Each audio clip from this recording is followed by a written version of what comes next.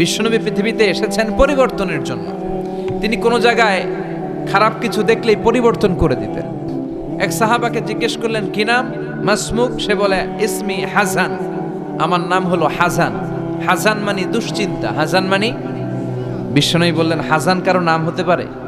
দুশ্চিন্তা এটা একটা নাম হইল? বিশ্বনবী বললেন, তোমার নাম আজকে থেকে হাসান নয়, আজকে থেকে তোমার নাম সাহাল। কি নাম? সাহাল মানে সহজ। সাহাল মানে? সে বলে, না ইয়া রাসূলুল্লাহ, আমার বাপ চাচা নাম রাখছে হাসান, এটা আমি ছাড়বো না। বিশ্বনবী বললেন, না সাল্লে যাও। তো সে বাড়িতে চলে গেল। যাওয়ার পর থেকে ওই যে দুশ্চিন্তা তার আর পিছু ছাড়ে না। তার ব্যবসায় লস, তার চাকরিতে লস, ওর পেটে ব্যথা, ওর মাথায় ব্যথা, ওর জ্বর, ওর মেয়ে কান্দে, ওর বউ দৌড়ায়, ওর পোলায় কয় আমি মরুম। কষ্ট আর জ্বালা ছাড়েই না। সবাই বলে, ওই যে বিশ্বনবী তোমার একটা সুন্দর নাম দিছিল, আনো নাই, এর বদদোয়া লাগছে, যাও নবীর কাছে মাফ চেয়ে নামটা চেঞ্জ করে আনো। হাসান ফিরে গেল বিশ্বনবীর কাছে, যে বলে, ইয়া রাসূলুল্লাহ, আমার হাসান নামের দরকার নাই, গোষ্ঠী কিলাই হাসান, আপনি কি নাম কইছিলেন ওটা কোন আবার? বিশ্বনবী বলে, আমি বলছিলাম আন্তা সাহাল। সাহাল মানে সহজ। সাহাল মানে? বিশ্বনবীর কাছ থেকে নাম চেঞ্জ করে সাহাল নিয়ে আসলো। সাহাল বলে, যেদিন থেকে আমি নাম চেঞ্জ করেছি ওই দিন থেকে আমার জীবনের সব কাজগুলো সহজ করে দিয়েছে কে? কি নবী ছিলেন? খালি চেঞ্জ করে দিতেন, চেঞ্জ করে দিতেন। এক নারীকে জিজ্ঞেস করলেন, মাসমুকি, হোয়াটস ইউর নেম? সে বলে, আমার নাম আসিয়া। আসিয়া মানে অবাধ্য। বিশ্বনবী বলেন, এটা একটা নাম হইল? তোমার নাম আজকে থেকে জামিলা। জামিলা মানে সুন্দরী, বিউটিফুল লেডি। জামিলা মানে সুন্দরী। সে নাম চেঞ্জ করে জামিলা নিয়ে নিল। সবাই বলল, যেদিন থেকে বিশ্বনবী তার নাম জামিলা করেছে ওই দিন থেকে মরার আগের দিন পর্যন্ত এই মহিলার সৌন্দর্যে কোনোদিন ভাটা পড়ে নাই। আবার বিশ্বনবী মক্কা থেকে মদিনায় হিজরত করতে গেলেন। বিশ্বনবী বললেন, মাসমু হাযিহিল আরদ, এই জমিনের নাম কি? সবাই বলল, এই জমিনের নাম ইয়াসরিব। কি নাম? মদিনার আগের নাম ইয়াসরিব। ইয়াসরিব মানে to take revenge from someone, কারো থেকে প্রতিশোধ নেয়া। বিশ্বনবী বললেন, আমি যেই শহরে থাকবো ওই শহরের নাম হবে প্রতিশোধ। How come? It's quite impossible, অসম্ভব। আমি রহমতের নবী, ওমা আরসালনাকা ইল্লা, I have sent you as a mercy for the entire universe. ও নবী, আমি আপনাকে গোটা বিশ্বের জন্য রহমত করে পাঠিয়েছি। রহমতের নবী যেই শহরে থাকবে ওই শহরের নাম প্রতিশোধের শহর না। আজকে থেকে এই শহরের নাম তবা কিংবা তৈবা, পবিত্র শহর। পরবর্তীতে এই শহরের নাম করা হলো মদিনাতুর রাসূল, মদিনাতুন নবী। সুবহানাল্লাহ পড়েন। আবার বিশ্বনবী আরেক এলাকায় সফরে গেলেন। বললেন, মাসমু হাযিহিল আরদ, এই এলাকার নাম কি? সবাই বলে গাদিরা। কি বলে? গাদিরা। গাদিরা মানে আরদুন লা শাজারা ফিহি ওয়ালা নাবাত, এমন শহর যেই শহরে কোনো গাছ পালা, লতা পাতা, ঘাস জন্মায় না। বিশ্বনবী বললেন, এটা একটা নাম রাখছো তোমরা, গাদিরা। এই গদিরা নামের কারণেই তো এলাকায় কোনো গাছপালা হয় না, ওই এলাকায় কোনো গাছ হতো না। বিশ্বনবী বললেন, মিনাল ইয়াউম, আজকে থেকে এই এলাকার নাম গাদিরা নয়, আজকে থেকে এই এলাকার নাম আমি চেঞ্জ করে দিলাম খাদেরা। খাদেরা মানে সবুজ। খাদেরা মানে কি? বিশ্বনবী নাম চেঞ্জ করে দেওয়ার সাথে সাথে ওই এলাকায় ঘাস লতা পাতায় সবুজ শ্যামল হয়ে গেল। এজন্য পরিবর্তন লাগবে। We have to make a change. পরিবর্তন লাগবে। এই লোক দেখানো মানসিকতা থেকে আমাদের বেরিয়ে আসতে হবে। মাহফিল কাঁপানো, মাহফিল জমানো, মাহফিল ধরে রাখা, এগুলার কোনোদিন বলবেন? বলবেন? সব হবে আমাদের একজনের খুশির জন্য। তিনি কে? চিল্লায় বলেন, আল্লাকা সিররুন ইনদাল্লাহ বাইনাকা আনতা ওয়া বাইনাল্লাহ, আল্লাকা সাদাকাতুন তাখফা লা ইয়ালামুহা ইল্লাল্লাহ, আল্লাকা সিররুন ইনদাল্লাহ বাইনাকা আনতা ওয়া বাইনাল্লাহ, আল্লাকা সাদাকাতুন তাখফা লা ইয়ালামুহা ইল্লাল্লাহ। সুবহানাল্লাহ পড়েন। আল্লাকা সিররুন ইনদাল্লাহ বাইনাকা আনতা ওয়া বাইনাল্লাহ, তোমার আর তোমার আল্লাহর মধ্যে এমন কোনো গোপন বিষয় আছে নাকি যেটা আল্লাহ ছাড়া কেউ জানে না? তোমার জীবনে এমন কোনো গোপন দান আছে নাকি যেটা আল্লাহ ছাড়া কেউ দেখেনি? আমরা এখন দেখায় দেখায় দান করতে চাই, আছে না নাই? অমুক সমাজপতি, শিল্পপতি 2 লক্ষ টাকা বলেন মারহাবা, আছে না নাই? লোক দেখানো দান। এটা মিজানের পাল্লায় উঠালে কোনো ওজন হবে না। আপনি গোপনে 1 টাকা দিয়েছেন, এটারে উহুদ পাহাড়ের সমান ওজন করে আমলনামায় তুলে দিবে কে? এজন্য সবসময় খেয়াল রাখবেন যে একজনকে আমরা দেখাতে চাই, আমরা দেখাবো একজনকে, তিনি কে? মানুষকে দেখানোর জন্য কিছু করা যাবে? আল্লাহুম্মা রযুকনা ইখলাস, আল্লাহ তুমি আমাদের ইখলাস বাড়ায় দাও। আরো জোরে পড়েন আমিন। আমরা আজকে সূরাতুল মুলক থেকে কথা শুনবো। মুলক সূরার নাম কি? এই সূরার অনেক ফজিলত আছে। এই সূরা রাত্রিবেলা যারা তেলাওয়াত করবে তাদের কবরের আযাব হবে না।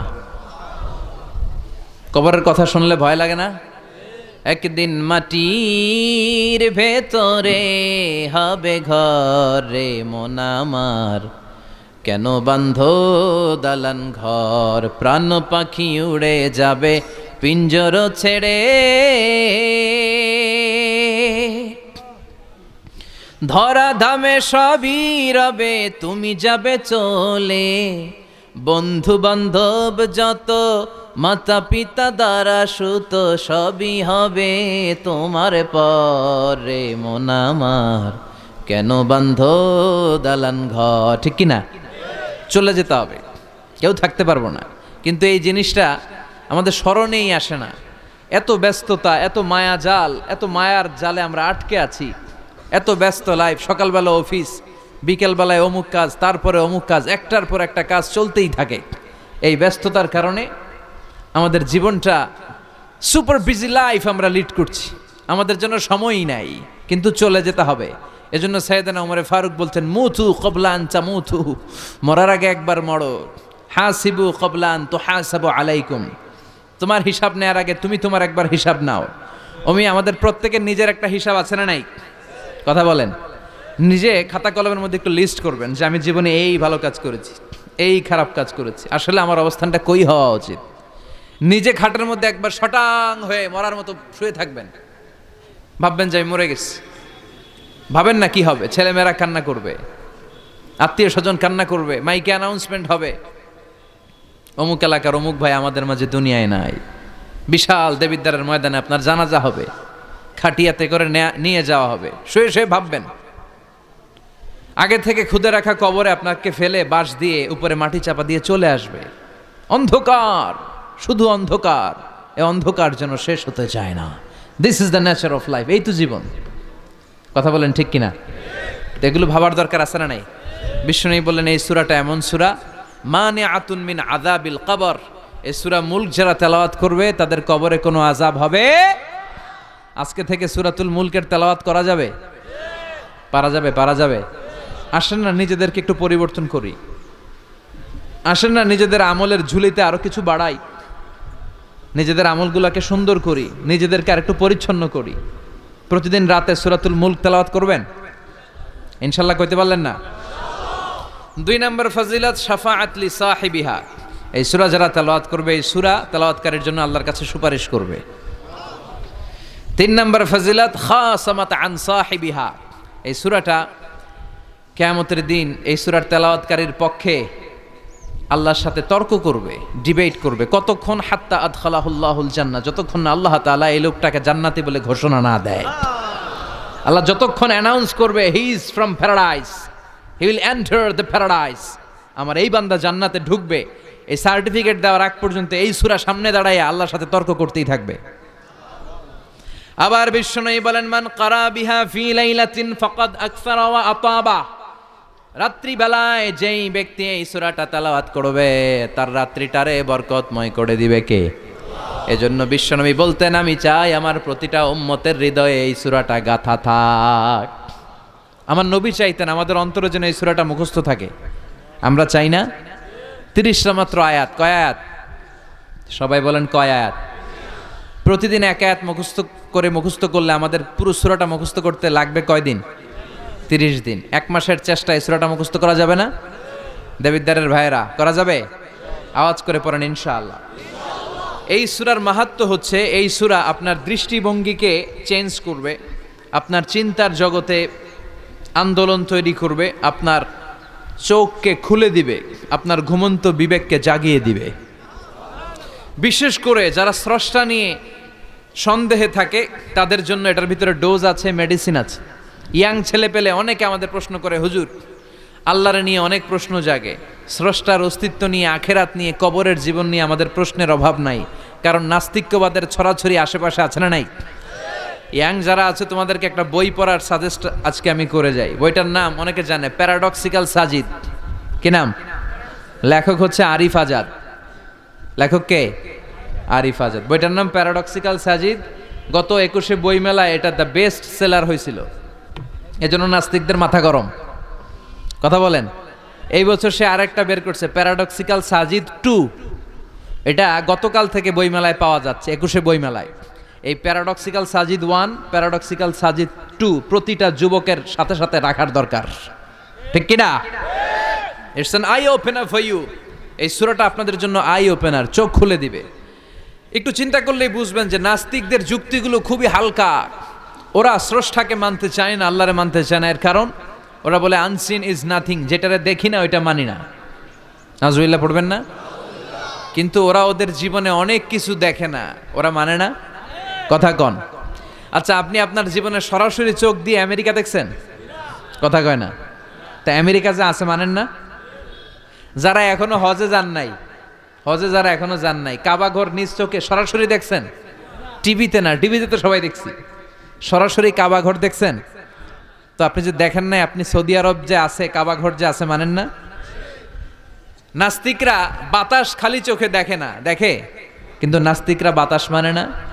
Why do you believe on that? তো বাতাস মানুষ কেন? তোর দাদা তোর বাবা কোনোদিন বাতাস দেখছে? তুই তোর চোখ দিয়ে কোনোদিন বাতাস দেখেছিস? Do you see the air in the atmosphere? উত্তরে বলবেন no. So why do you believe on that? বাতাস বিশ্বাস করো কেন? Do you see the migraine pain when someone feel in his head? কেউ যখন মাথা ব্যথা অনুভব করে, বলে যে আমার মাথাটায় প্রচন্ড ব্যথা। ওর যে মাথা ব্যথা দেখা যায়? কথা বলেন। ভাইজানের মাথা ব্যথা প্রচন্ড দেখা যাচ্ছে? মাথা ব্যথা থাকলেও মাথার অবস্থা যা, না থাকলেও এটা দেখা যায় না। So why do you believe on that? মাথা ব্যথা দেখা যায় না তো বিশ্বাস করোস কেন? এগুলো কপাল পড়া, এগুলো হচ্ছে নাম্বার 1 হাদারাম, উল্লুক্কা পাঠা। এদের দলিলগুলো একেবারে নড়বড়ে। কুফানগরীতে এক নাস্তিক ছিল, সে বলে বেড়াতো আমি আল্লাহরে দেখি না তাই মানি না। কুফানগরীর লোকজন বলে আমাদের এক ইমাম আছে নাম নু'মান ইবনু সাবেত, ওনার সাথে বসলে তুমি আল্লাহরে দেখতে পাবা। সে বলে তাই, তাহলে তোমাদের ইমামকে ডাকো। সাইয়েদনা ইমাম আবু হানিফা টাইম দিলেন, এই জুমার দিন, আজকে জুমার দিন না, এই জুমার নামাজের পরে ঠিক ভর দুপুরে 2টায় সবাই আমরা একত্রিত হব। নাস্তিকও আসবে, সাইয়েদনা ইমাম আবু হানিফাও আসবে। জুমার সালাতের পরে লোকের বন্যা বয়ে গেল, বাঁধ ভাঙা জোয়ার, অনেক মানুষ। নাস্তিক এসেছে, লক্ষ লক্ষ লোক এসেছে, আসে নাই ইমাম আবু হানিফা। আসে না আধা ঘন্টা, 1 ঘন্টা, 2 ঘন্টা পরে আসছে। নাস্তিক বলে এই তোমাদের ইমাম, যার কোনো সময়ের জ্ঞানই নাই, এর সাথে কিসের তর্ক? সাইয়েদনা ইমাম আবু হানিফা বলে ইনদি উযর, আমার ওজর আছে। কি ওজর? সাইয়েদনা ইমাম আবু হানিফা বলেন আমি ঘর থেকে বের হয়ে আসার পথে একটা নদী পার হয়ে আসতে হয়। আজকে এসে দেখি নদীর মধ্যে কোনো মানুষ টানুষ নাই, নৌকা নাই, মাঝি নাই, কিচ্ছু নাই। তো হঠাৎ দেখলাম পাশে বিশাল বড় একটা গাছ। এই গাছটা এমনি এমনি 2 ভাগ হয়ে গেল। হঠাৎ গাছ থেকে এমনি এমনি লম্বা তক্তা হয়ে গেল, এমনি এমনি তক্তাগুলো জোড়া লেগে নৌকা হয়ে গেল।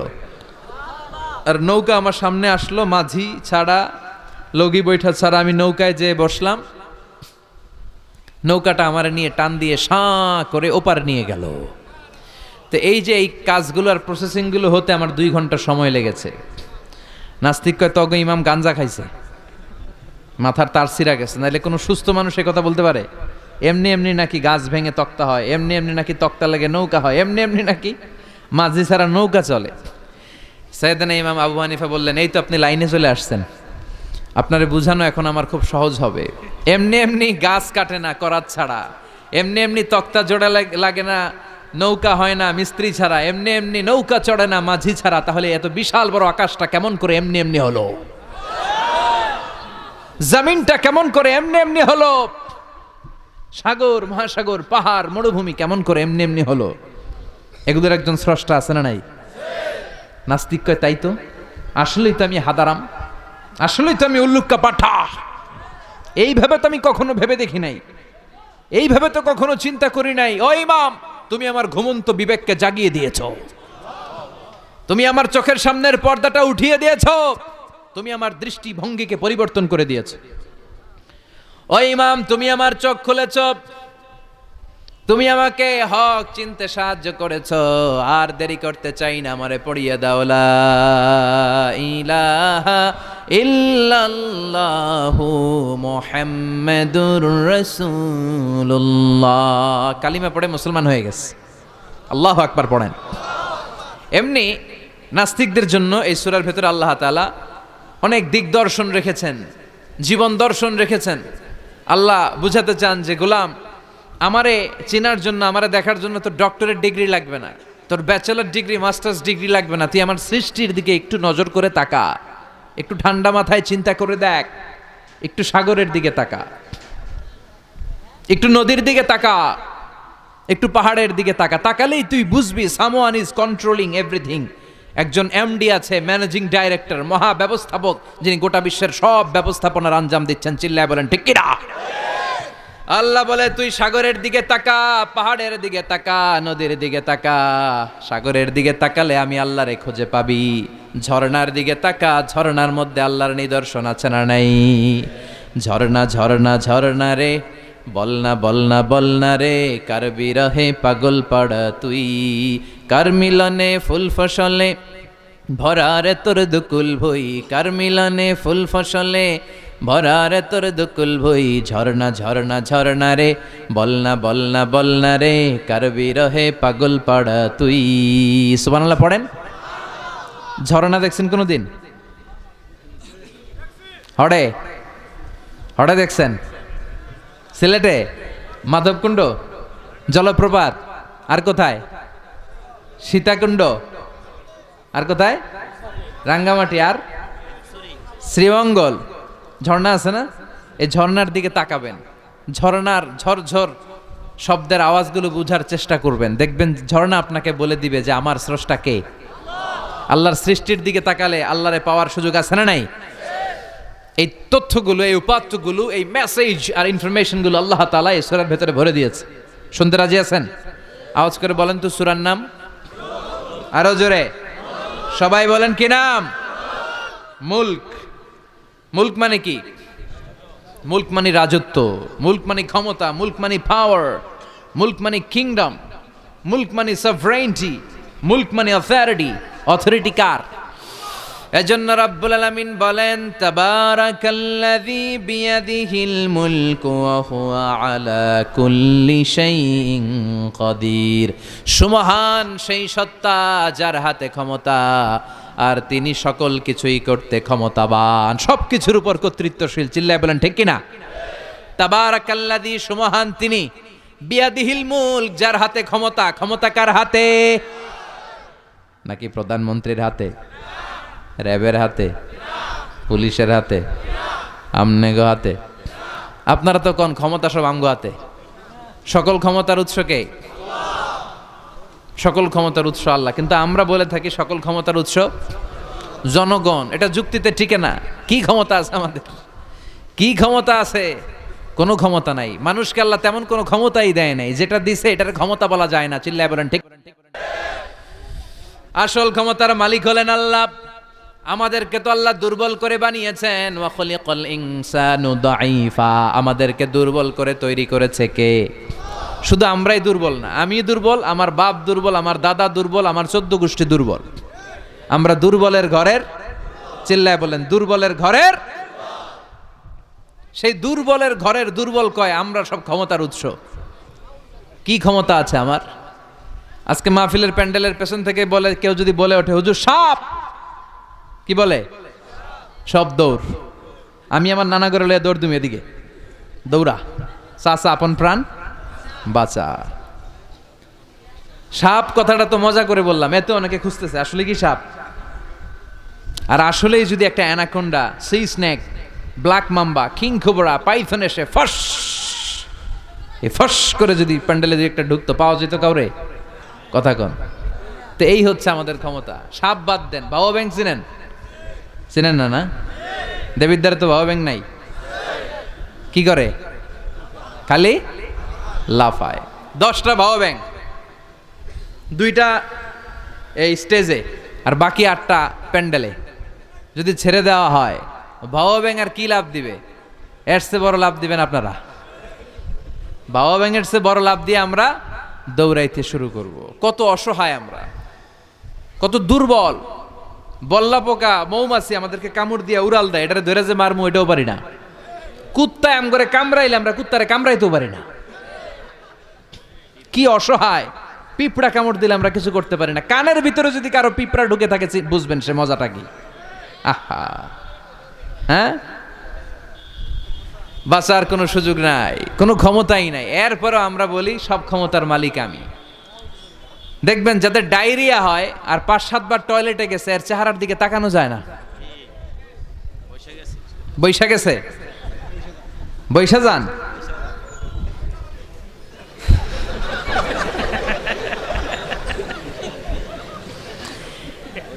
তো এই হইল আমাদের অবস্থা। 5-6 বার টয়লেটে গেলে আর ওরা দইরা দাঁড় করানো যায় না। আই মরে যাইম, আরে সবাই মাফ করে দেন, আই আর হাইতেন না, আমি পারবো না, আমার মাফ করে দেন। পারবি না কেন? তুই না ক্ষমতার উৎস। কথা কন। আসলে আমাদের কোনো ক্ষমতা নাই, আমরা দুর্বল। আসল ক্ষমতার মালিক একজন, চিল্লায় বলতে হবে তিনি কে। আমরা যে কত দুর্বল। ন্যাচারাল ক্যালামিটি অর ডিজাস্টার যখন হয়, প্রাকৃতিক দুর্যোগ, তখন নিজের অবস্থা খেয়াল করবেন। বন্যার সময় মানুষের কি অবস্থা হয়, ঠিক কিনা? ভূমিকম্পের সময় কি অবস্থাটা হয় আমাদের। রাত 3টার দিকে যদি ভূমিকম্প হয়, দৌড়, লুঙ্গি পইরা দৌড়, লুঙ্গি ছাড়াও দৌড়, আগে যান বাঁচাও। পাগল হয়ে যায়। বাচ্চাটারে কোলে নিয়ে দৌড়াবো, না স্ত্রীকে ঘুম থেকে জাগাবো, না ভাড়াটিয়াদেরকে উঠাবো, না নিজেই ছাদের উপর থেকে লাফ দেব। ত্রাস, ভয়, ভূমিকম্প, সবাই দৌড়। দেখবেন ভূমিকম্প হইলে বাড়িওয়ালাও দৌড়, ভাড়াটিয়াও দৌড়। নাকি ভাড়াটিয়ারা দৌড়ায়, বাড়িওয়ালারা দৌড়ায় না? কথা কন। ডোনাল্ড ট্রাম্প যে বিল্ডিং এ থাকে, ওইটাতে ভূমিকম্প হইলে ডোনাল্ড ট্রাম্প তো দৌড়াবে না? না, ডোনাল্ড ট্রাম্পও দৌড়াবে। আমি কিছু টেলিভিশনের লাইভ প্রোগ্রাম দেখেছি, ওখানে উপস্থাপক আর অতিথিরা ক্যামেরা ট্যামেরা মেকআপ টেকআপ নিয়ে বসছে। একটু পরে শুরু হয়েছে ভূমিকম্প, মাইক থুইয়া দিয়া উপস্থাপক দৌড়।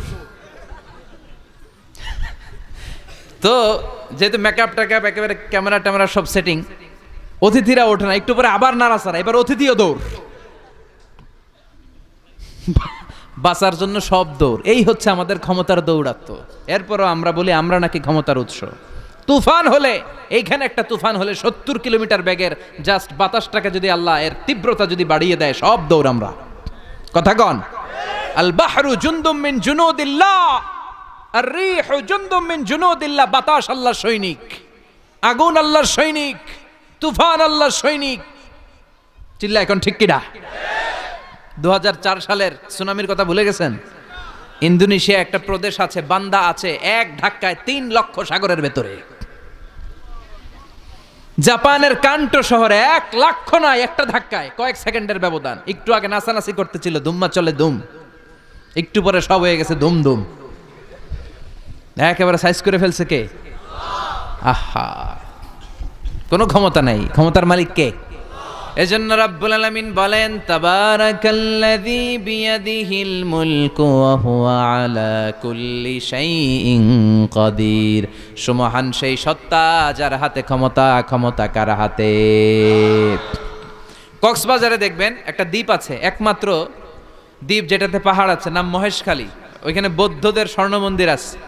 ওখানে তুফান টুফান শুরু হইলে বৌদ্ধরাও জিকির করা শুরু করে দেয় আল্লাহর। সুবহানাল্লাহ কইবেন না? তুফানে পড়লে দেখবেন হিন্দু, বৌদ্ধ, আস্তিক, নাস্তিক সবাই জিকির করে একজনের। চিল্লায় বলেন তিনি কে?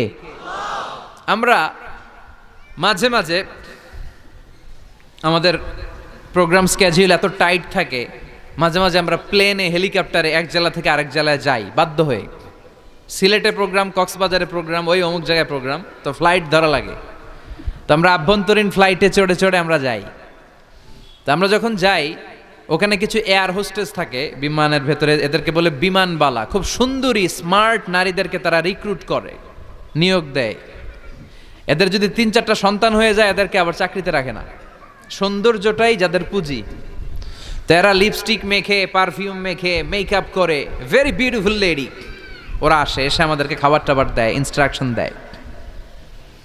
তো বিমানটা, আভ্যন্তরীণ বিমানগুলো বাংলাদেশের ভেতরে যেগুলো চলে, এগুলো 14 থেকে 15 হাজার ফিট উপরে ওঠে। তো বিমানটা প্রথমে রানওয়েতে ট্যাক্সি করে, মানে বিমান যখন মাটিতে চলে এটাকে বলে ট্যাক্সি। কি বলে? ট্যাক্সি ছেড়ে যখন উপরে ওঠে এটারে বলে টেক অফ। কি বলে? তো এটা যখন বিমানটা যখন টেক অফ করবে তখন দেখলাম এই এয়ার হোস্টেসগুলো, যেগুলোর পর্দা নাই, হেজাব নাই, শালীনতা নাই, মাইক্রোফোন হাতে নিয়ে ঘোষণা দিচ্ছে, ভদ্র মহিলা এবং ভদ্র মহোদয়গণ, আপনারা আপনাদের সিট বেল্টগুলো বেঁধে নিন। এখনই আমাদের উড়োজাহাজটি শাহজালাল আন্তর্জাতিক বিমানবন্দর থেকে শাহ আমানত বিমানবন্দরের উদ্দেশ্যে 15,000 ফিট দিয়ে উড়ে যাবে। এরপরে পড়তে শুরু করে আল্লাহু আকবার, আল্লাহু আকবার, আল্লাহু আকবার। তো আমি উল্টা ঘুরে তাকাইলাম, কি রে এই মাইয়া আল্লাহু আকবার কয় কেমনে?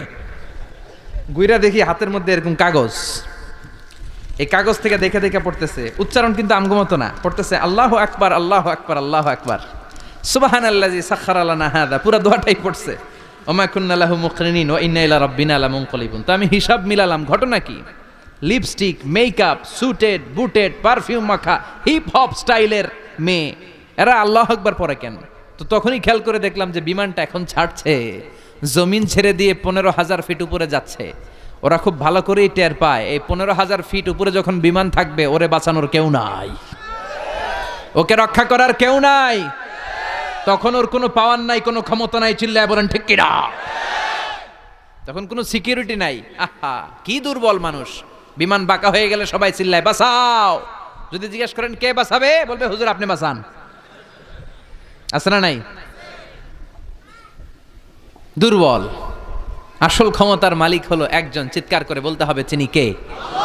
এজন্য রাব্বুল আলামিন বলেন তাবারাকাল্লাযী বিয়াদিহিল মুলকু ওয়া হুয়া আলা কুল্লি শাইইন কাদির। সুমহান সেই সত্তা যার হাতে ক্ষমতা, ক্ষমতা কার হাতে? আমাদেরকে আল্লাহ ক্ষমতা দিয়েছেন, ঠিক, এটা সাময়িক, লিমিটেড, তবে আনলিমিটেড ক্ষমতার মালিক কে? এই যে আমাদের মাননীয় প্রধানমন্ত্রী শেখ হাসিনা নতুন টার্মের জন্য আসছে না? কয় বছর? 5 বছর। কোন দেশে আসে 10 বছর, কোন দেশে 15 বছর। তো এই যে আল্লাহ ক্ষমতার চেয়ারে বসে, আল্লাহ আসছে কয় বছরের মেয়াদে? কথা বলেন। 50 বছর, 100? হ্যাঁ, কয়দিন থাকবে উনি? আজীবন। রব্বুল আলামিন বলেন হুয়াল আউয়ালু ওয়াল আখিরু ওয়াল যাহিরু ওয়াল বাতিন ওয়া হুয়া বিকুল্লি শাইইন আলিম। আল্লাহ বলে আমি প্রথম, আমার আগে কেউ নাই। ঠিক কি না?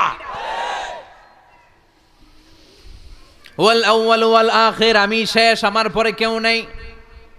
আমি প্রকাশ্য, আমি গোপন, সূচনাহীন, অতীতকাল থেকে আমি আল্লাহ ক্ষমতার চেয়ারে বসা, সীমাহীন, ভবিষ্যৎহীন, শেষহীন, ভবিষ্যৎ পর্যন্ত ক্ষমতার চেয়ারে বসে থাকবে কে? আল্লাহ বললেন আমি প্রথম, আমি শেষ। প্রথমে কে? চিল্লায় বলেন। প্রথমে কে?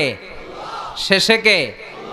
প্রথমে আল্লাহ আল্লাহ, শেষেও আল্লাহ আল্লাহ, আকাশে আল্লাহ আল্লাহ, জমিনে আল্লাহ আল্লাহ। সবাই পড়েন, প্রথমে আল্লাহ আল্লাহ, শেষেও আল্লাহ আল্লাহ, আকাশে আল্লাহ আল্লাহ, জমিনে আল্লাহ আল্লাহ। নিখিল জাহান গায়ে গুণগান, তার নামে গায় আমরাও গাহি তাআলা, হামদে বারি তাআলা, হামদে বারি তাআলা, হামদে বারি তাআলা।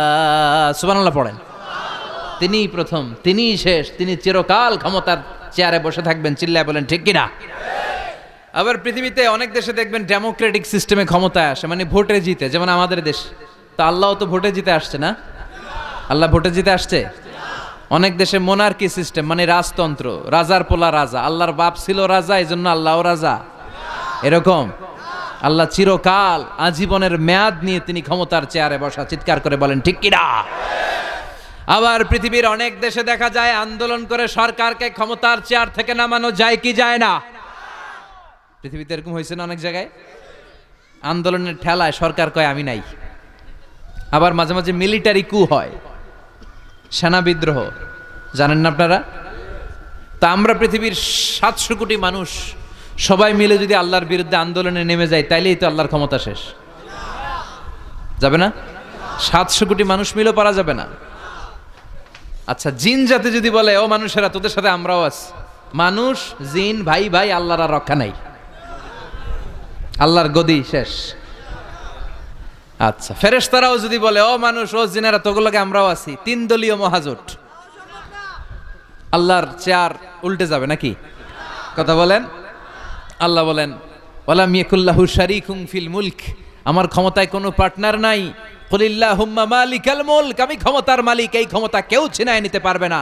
গোটা বিশ্বের সবাই মিলে যদি আমার বিরুদ্ধে আন্দোলন করিস, আমার ক্ষমতার 1 ইঞ্চিও কমবে না। চিল্লায় বলেন ঠিক কি না? সে আল্লাহ বললেন তাবারাকাল্লাযী বিয়াদিহিল মুলকু ওয়া হুয়া আলা কুল্লি শাইইন কাদির, সুমহান সেই সত্তা যার হাতে ক্ষমতা, ক্ষমতা কার হাতে? ওয়া হুয়া আলা কুল্লি শাইইন কাদির, তিনি সব বিষয়ে ক্ষমতাবান। ফাআলুল লিমা ইউরিদ, যা চান তিনি তাই করতে পারেন। তিনি কে? তিনি পাহাড়কে দরিয়া করতে পারেন, দরিয়াকে পাহাড় করতে পারেন, ধনীরে গরিব বানাতে পারেন, গরিবরে ধনী বানাতে পারেন, সম্মানিতকে অপমানিত করতে পারেন, অপমানিতকে সম্মানিত করতে পারেন। চিৎকার করে বলেন ঠিক কি না? তিনিই ক্ষমতার মালিক। সকল ক্ষমতার উৎস হচ্ছেন তিনি। সকল ক্ষমতার উৎস আমরা জনগণ। আর কোনোদিন বলবেন? দেবিদ্বারের ভাইরা, তাহলে চিল্লায় বলেন তো, সকল ক্ষমতার উৎস কে? আল্লাহ সকল ক্ষমতার উৎস।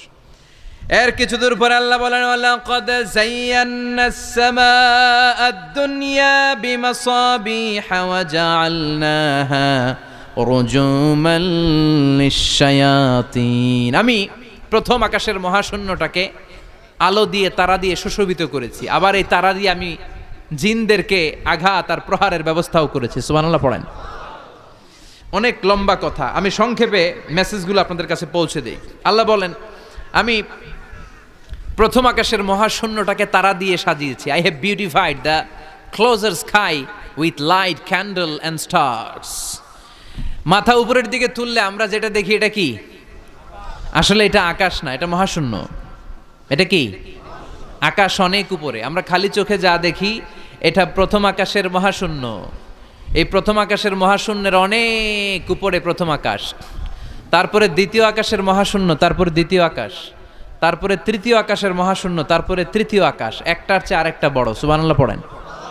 কত বড়? আপনার এই হাতের আংটিটা, সাহারা মরুভূমির নাম শুনছেন? পৃথিবীর সবচেয়ে ছোট মরুভূমি, তাই না? তাইলে